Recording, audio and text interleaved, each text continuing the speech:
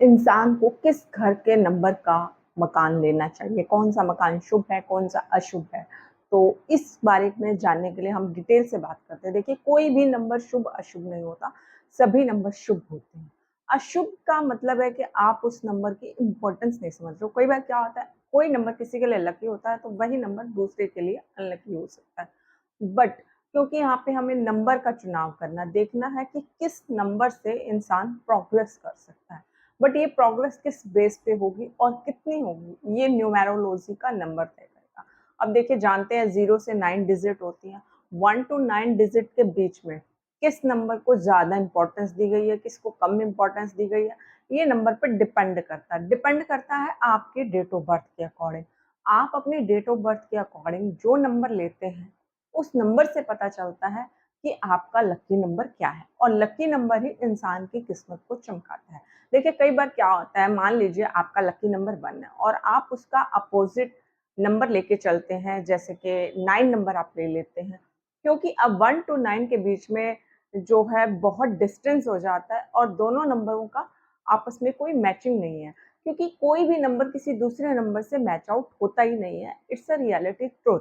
ये लग सकता है कि हो सकता है आपको बहुत ही अजीब लगे, बट ये सच है। अब न्यूमेरोलॉजी के अकॉर्डिंग, आपके डेट ऑफ बर्थ के अकॉर्डिंग हम कैसे पता करें कि हमारे हाउस का नंबर बेस्ट कौन सा है? जी हाँ, देखिए क्या होता है ना, जब हम कोई मकान खरीदने जाते हैं, तो सबसे पहले हम देखते हैं कि मकान लेने से पहले कि वहाँ की जो भूमि है कैसी है, प्लॉट का जो नक्शा बना हुआ है कैसा है, और उससे भी इम्पोर्टेंट, जब आप प्लॉट देखने जाते हो, कोई भी प्लॉट आप जब खरीदने जाते हो, कोई प्रॉपर्टी खरीदने जाते हो, तो उसके पास एक नंबर लिखा हुआ होता है।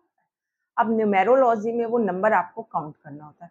मान लीजिए किसी मकान के नंबर के आगे लिखा हुआ है 236, किसी के आगे लिखा हुआ है 467, 842, तो इन सब नंबरों का टोटल कर लीजिए। जैसे 842, 8 प्लस 4 12, 12 प्लस 2 14, 14 का हो गया नंबर 5।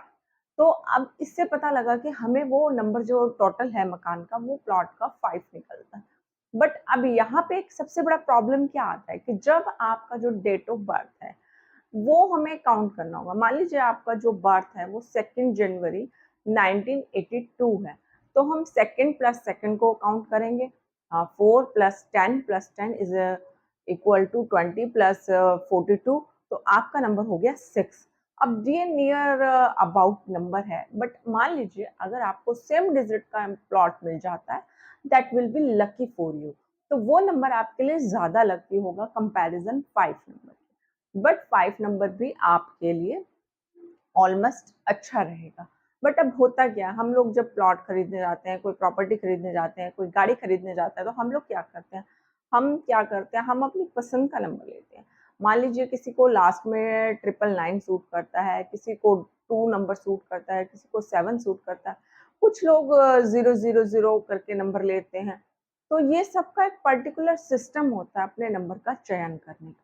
बट क्योंकि न्यूमेरोलॉजी हमें ये सिखाती है कि जब हम प्रॉपर्टी खरीदने जाते हैं ना, तो उस पे बहुत ध्यान देते हैं। देखिए, प्रॉपर्टी आपकी पूरी लाइफ का बेस है। वो आपकी लाइफ का बेस नहीं है, आने वाले आपके जो वंश होगा उसकी वृद्धि का भी बेस होता है। इन शॉर्ट मैं कह सकती हूँ कि जब हम कोई प्रॉपर्टी खरीदते हैं, जब हम कोई भूमि खरीदते हैं, कोई बना हुआ मकान, कोई फ्लैट खरीदते हैं, तो सबसे पहले उसके नंबर पे ध्यान दीजिए। नंबर पे ध्यान देने के बाद आपको नोटिस करना है कि क्या वो नंबर आपसे मैच करता है या नहीं करता। अगर वो नंबर आपसे मैच नहीं करता है, तो आप उस प्लॉट को मत लीजिए, क्योंकि वहाँ पे आपकी प्रोग्रेस बहुत ज़्यादा नहीं हो पाएगी। सेकंड थिंग आपको ध्यान रखनी है कि जैसे ही आप किसी प्लॉट को खरीदने जा रहे हैं, कोई मकान खरीदने जा रहे हैं, तो आप नोटिस कीजिए कि क्या वो जो नंबर है आपके डेट ऑफ बर्थ के अकॉर्डिंग सूटेबल है।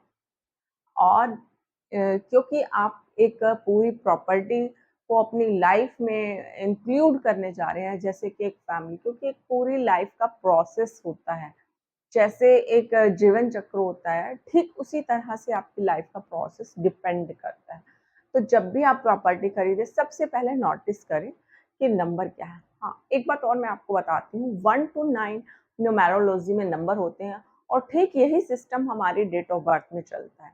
अब डेट ऑफ बर्थ क्या होता है कि डेट ऑफ बर्थ इंसान को बताती है कि उसका एग्जैक्ट मूल्यांक क्या होता है, उसका नंबर क्या होता है। हर मूलांक की इम्पोर्टेंस अलग-अलग होती है, हर नंबर की इम्पोर्टेंस अलग-अलग होती है।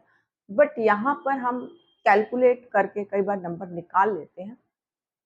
बट क्या होता है ना कि आप कई बार ऐसा भी देखा गया है कि कैलकुलेट नंबर करने के बाद भी आप एग्ज़ैक्ट मकान नहीं ले पा रहे हैं। ऐसे में क्या कोई सॉल्यूशन है?